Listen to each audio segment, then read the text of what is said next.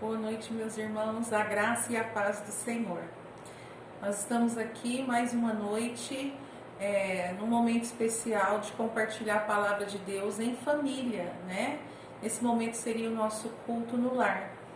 Nós estamos aqui para compartilhar algo, né, que o Senhor tem trabalhado nas nossas vidas. Eu tenho sido ministrada toda semana por virtudes que precisam ser cultivadas como filhos de Deus. E eu falei um pouco sobre esperança, né? Que o servo de Deus, ele cultiva a esperança, da última vez que eu falei. E hoje eu quero falar que o servo de Deus, ele cultiva a verdade. E o que é a verdade?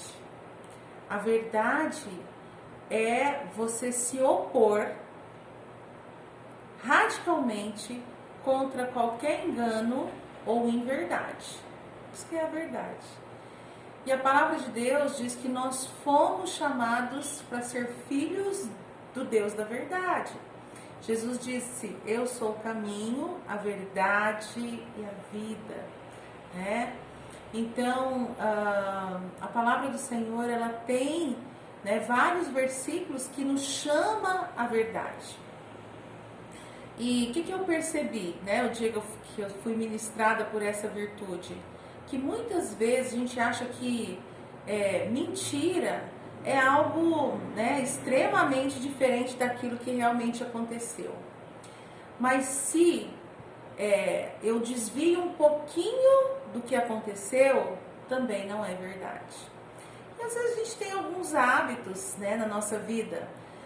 Por exemplo, a pessoa manda uma mensagem para você perguntando: você já está vindo? A gente nem saiu do lugar ainda. A gente fala assim: pode ficar tranquilo que eu já estou chegando. Mas a verdade não é essa, eu nem saí de casa ainda. E a gente acostuma com essas pequenas coisas, né? Que não são verdades. E a palavra de Deus, lá em Provérbios 12, 19, ela diz assim: os lábios que dizem a verdade permanecem para sempre, mas a língua mentirosa dura apenas um instante. É o velho ditado também, né, que os nossos pais gostavam muito de dizer quando a gente era criança: a mentira tem pernas curtas, né? Ela não se sustenta há muito tempo. O que Salomão está dizendo aqui é que a mentira, ela não se sustenta por muito tempo. Ela pode se sustentar por algum tempo, mas não por muito tempo.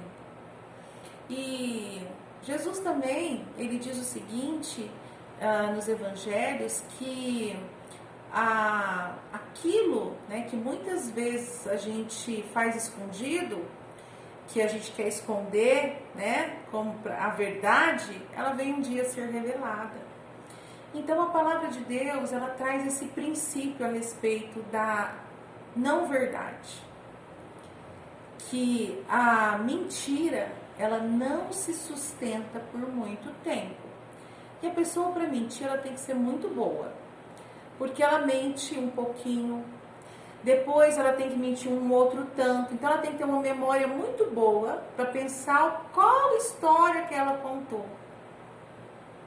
Mas uma coisa muito grave na falta da verdade é que quando eu falo a verdade, eu confesso a verdade, ainda que seja algo que venha me prejudicar, eu sou livre.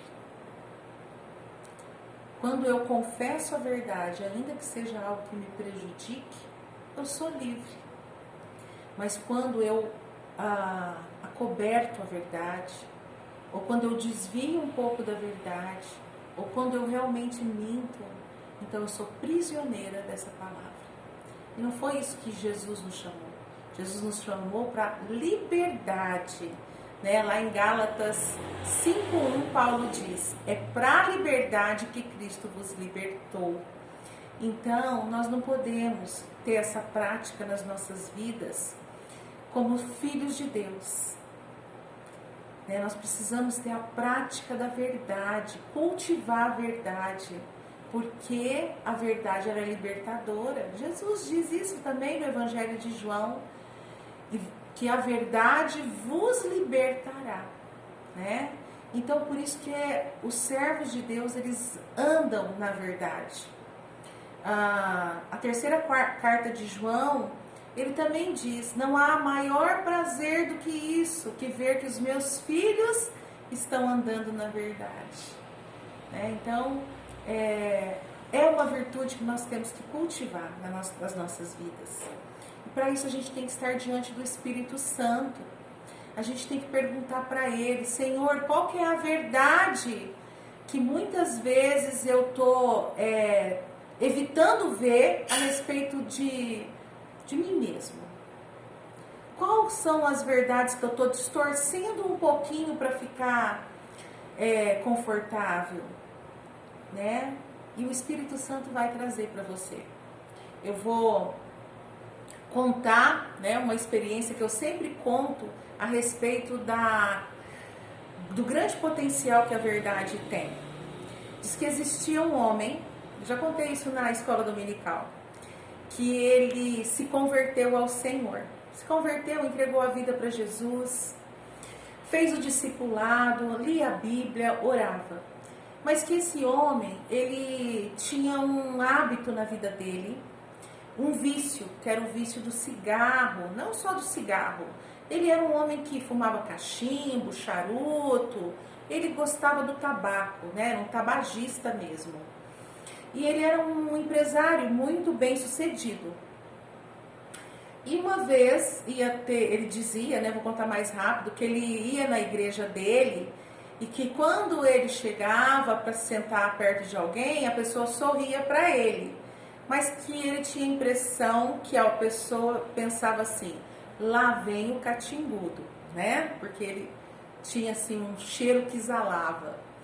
Mas aí ele ia ter uma conferência na igreja dele, ele levou a mulher e as filhas e não quis entrar.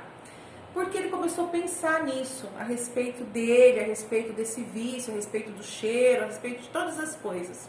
E ele falou assim para a esposa dele: meu bem, você fica e eu vou para casa. Eu quero ter um tempo de oração com o Senhor, depois eu venho buscar vocês. E ele chegou na casa, foi para o quarto de oração, porque ele era um homem que orava. E ele pegou e começou a orar e ele disse assim: Senhor, hoje eu quero libertação, porque eu não aguento mais esse vício na minha vida. Eu estou dando mau exemplo para minhas filhas, eu estou dando mau testemunho do teu nome. Eu quero libertação. E quando ele aquietou o coração para o Espírito Santo ministrar o coração dele, ele sentiu uma ministração dizendo assim: meu filho, fala a verdade. Não, fala a verdade. E ele pegou e falou: mas eu estou falando a verdade. Por 3 vezes isso aconteceu. Até que na terceira vez que ele orou, ele sentiu novamente essa ministração: meu filho, fala a verdade. E ele sentiu que realmente era o toque do Espírito Santo. E ele pegou, ficou muito constrangido e ele falou assim: Senhor, eu não sei qual que é essa verdade que o Senhor quer que eu fale. Mas a tua palavra diz que quando vier o Espírito Santo, o Senhor vai me conduzir a toda a verdade. Espírito Santo de Deus, qual que é a verdade que está em mim e eu não consigo enxergar? E ele ficou ali quieto em adoração diante de Deus. E de repente ele viu claramente qual era a verdade. E ele falou assim: Senhor, a verdade é que eu adoro fumar. Me dá prazer, Senhor. Toda vez que eu pego um cigarro, meu corpo vibra de sensação. E aí, eu vou ser mais rápida, ele diz assim: mas eu sei que isso não te agrada. Por isso eu quero que o Senhor tenha misericórdia da minha vida. Em nome de Jesus. E acabou a oração dele, né, aquele tempo com Deus, foi buscar a esposa. Passaram-se alguns dias e a secretária dele falou assim para ele: doutor, o que eu faço com o fornecedor de tabaco do senhor? Ele falou assim: faz o que você sempre faz, pega aí a quantidade. Ela falou assim: mas não tem mais onde guardar. Ele falou: como que não tem mais onde guardar? Ele falou: doutor, tem semanas que o senhor não fuma. E aí esse homem começou a chorar, porque ele nem tinha percebido que ele tinha parado de fumar. Qual que a gente aprende com essa história? É que toda verdade tem em si um potencial libertador. E que nós temos o Espírito da verdade, que nos conduz a toda a verdade para a gente se libertar. Que nessa noite você busque o Espírito Santo, para que ele traga para o teu coração verdades que às vezes você não conhece a respeito de você, mas você sente muitas vezes um incômodo. E que o Espírito Santo ministre libertação para a sua vida. E que a sua vida seja conduzida pelo Espírito Santo do Senhor, que é o Espírito da verdade. Deus abençoe. Vamos orar?